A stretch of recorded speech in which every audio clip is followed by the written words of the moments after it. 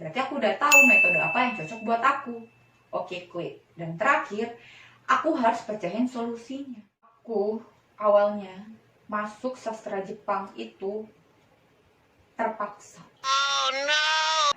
Jadi itu intinya, kalau kita stuck, kita ngerasa udah bisa, itu kita nggak berkembang. Kita bisa disusul sama yang terus berproses gitu. Makanya jangan pernah stuck, jangan pernah merasa puas. Orang masuk TK, aku nggak mau TK, aku pengen langsung SD, pengen langsung belajar di sekolah umur 4 tahun. Nggak ngerti apa yang ada di pikiran aku saat itu, nggak ngerti kok bisa.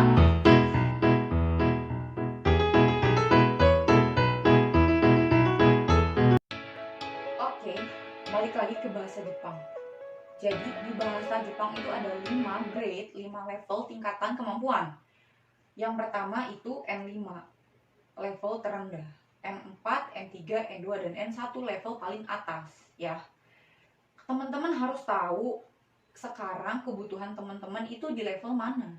Kalau aku contohnya, aku sekarang pembelajar N2. Aku pembelajar N2, berarti fokus aku saat ini adalah belajar N2. Kalau teman-teman misalkan di N5 pemula, nggak masalah gitu. Nggak usah malu. Belajar itu nggak usah malu guys. Dengan kita nggak tahu, kita akan menambah wawasan. Ada 5 grade tadi. Kebutuhan Anda, kebutuhan teman-teman itu yang mana? Oke. Nah sekarang di Nihongo no Ryoku Shiken itu ada 3 biasanya. Kanji, Mojigoi, Bunpo Dokai, pola kalimat, dan grammar. Lalu yang terakhir adalah listening atau Chokai Renshu. Jadi di Shiken atau ujiannya itu ada 3 tahap itu.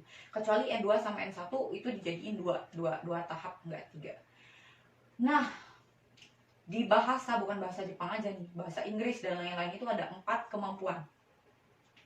Menulis, membaca, mendengarkan, berbicara. Ya kan? Semuanya kita harus dapat, susah. Kadang ada yang berbicaranya bisa, menulis, membaca, mendengarnya kurang. Ada juga yang menulisnya dan membacanya bisa, tapi berbicara dan mendengarkannya kurang. Jadi harus balance ya, gitu. Gimana sih kak? Aku tuh nggak suka bahasa Jepang, tapi aku sudah terjatuh dalam pilihan sastra Jepang misalkan. Jadi gini, sedikit sharing. Aku awalnya masuk sastra Jepang itu terpaksa. Oh no!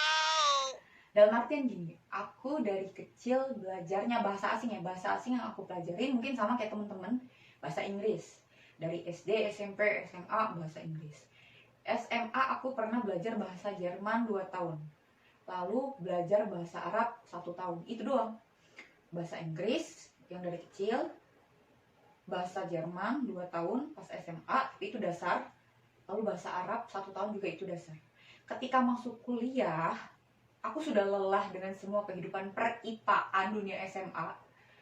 Dan setelah sharing sama ayah aku, memutuskanlah dan menemukanlah bahwa kesukaan aku itu di bidang bahasa. Mengulas lagi bahasa apa ya kira-kira yang harus diperdalamin, cita-citanya apa, dapatlah bahasa Inggris karena memang dari dulu dari kecil belajarnya bahasa Inggris. Tapi ayah mendukung, biasanya ayah itu mendukung segalanya anak cewek kan. Ibu enggak mendukung. Kenapa? Kamu belajar bahasa Inggris dari kecil sampai tua mau belajar bahasa Inggris terus, faedahnya apa? Ada nggak peningkatan? Makanya belajarnya bahasa lain, biar kamu bahasanya banyak, nggak Inggris doang. Inggris juga nggak bagus-bagus amat. Sakit kan? Oke, kalau gitu aku belajar bahasa Jerman aja. Karena aku udah pernah tuh 2 tahun belajar bahasa Jerman. Aku mau lanjutin, aku juga suka bahasa Jerman dan cita-cita aku pengen ke Eropa dulu. No way! Ibu aku bilang, gak. Berhubung ayahku, ibuku bekerja di perusahaan milik Jepang, ibuku menyuruhku, kayak sedih-sedih padahal enggak sih, untuk belajar bahasa Jepang. gitu kan. Karena minimal kalaupun aku nanti belum tahu kerjanya di mana, itu minimal bisa ikut gitu kan ke perusahaan tempat ayah sama ibuku kerja. Dulunya gitu awalnya. Nangis, gak mau, sakit, terpaksa. Cuman karena aku tipe anaknya penurut, gak bisa melawan orang tua, apalagi ibu. Wah, ibu tuh segalanya guys. Terpaksa aku ikutin lah. Tapi dalam hati ikhlas. Enggak. Kesel, enggak. Cuman sedih, kecewa, tapi tetap ikhlas. Gimana sih? Karena aku yakin Allah. Aku yakin restu Allah, restu orang tua, restu Tuhan, restu ibu gitu kan. Jadi ya udah, apapun maunya ibu aku ikutin. Karena di situ ada doa ibu dan di situ ada restu Allah menurutku. Ya udah, dicoba. Baka itu bodoh ya guys. Aku baka banget dulu. Aku nggak tahu satupun huruf bahasa Jepang. Bahasa Jepang itu kan jenis hurufnya aja ada 4.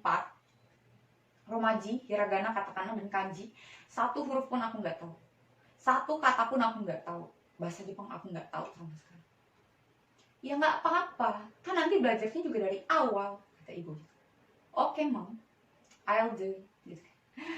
Oke, masuklah kuliah nih, singkat cerita. Kuliah, teman-teman otomatis milih bahasa Jepang, milih sastra Jepang karena mereka tertarik.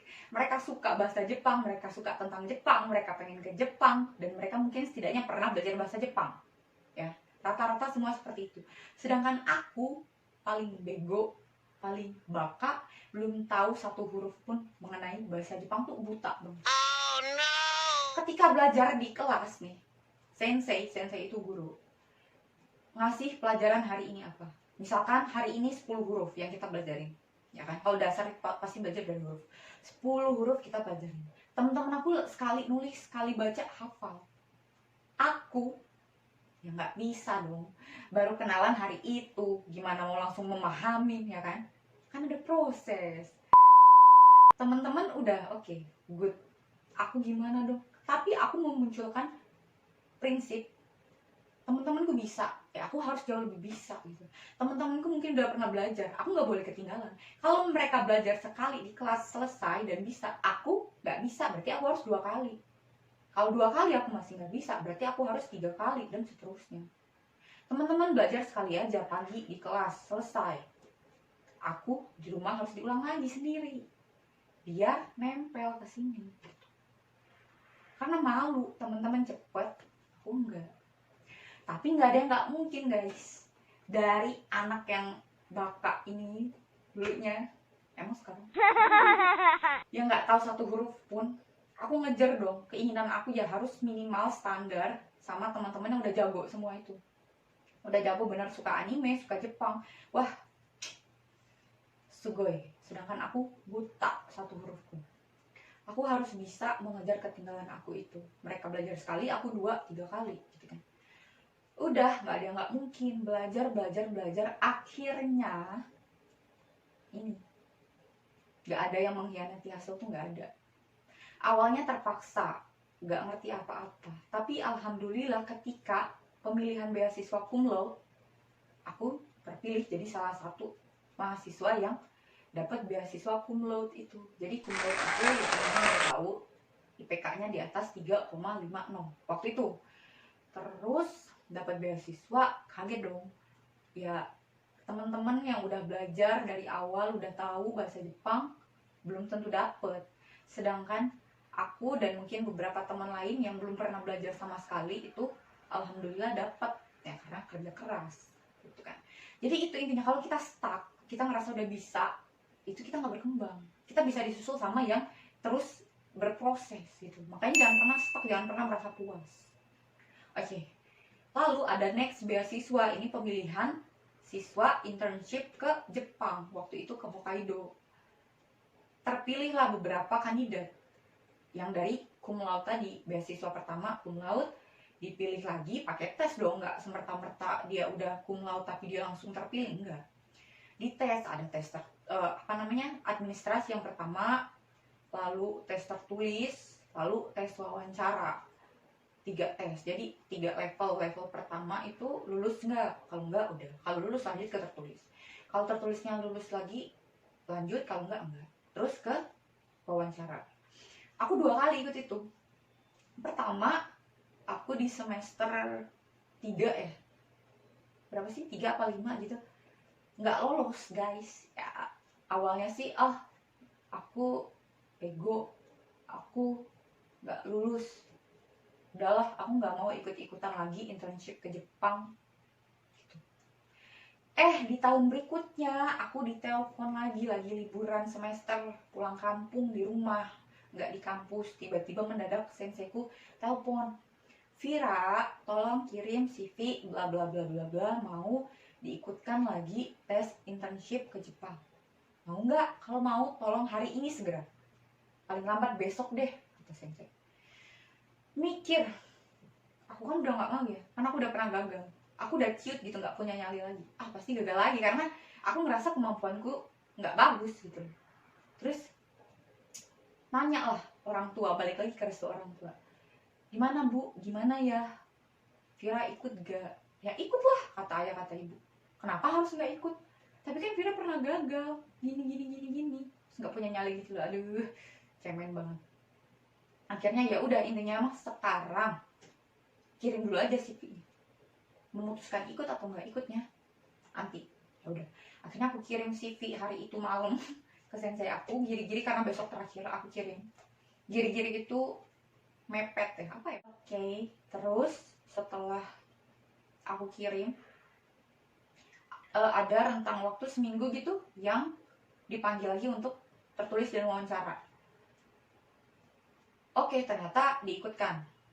Terus aku bingung nih, apakah aku harus ikut lagi atau enggak?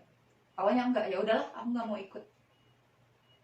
Oke, ya udahlah, ayah ibuku juga kayak udah, ya udahlah, nggak mau maksa-maksa terus, kalau mau ya mau, kalau enggak ya enggak, udah gitu. Kayaknya aku enggak, tapi ya doa terus ya, kita butuh doa, itu kita yang butuh, bukan Tuhan yang butuh, kita yang butuh doa. Gimana ya, enggak sampai besok terakhir final menentukan kita mau ikut apa enggak tesnya. Malam, dari awal sampai hari itu aku nggak mau ikut, ternyata malamnya ada sesuatu yang menggerakkan hati aku, lo harus ikut, itu aja. Gak ngerti, kayak dorongan dari, aku sih ngerasanya dari Allah, dari Tuhan yang mengatakan lo harus ikut aja, gitu aja. Seminggu nggak ada keberanian itu kalah sama satu malam itu yang dimunculkan oleh Allah, itu perasaan ingin ikut. Ya udah, akhirnya putusin ikut.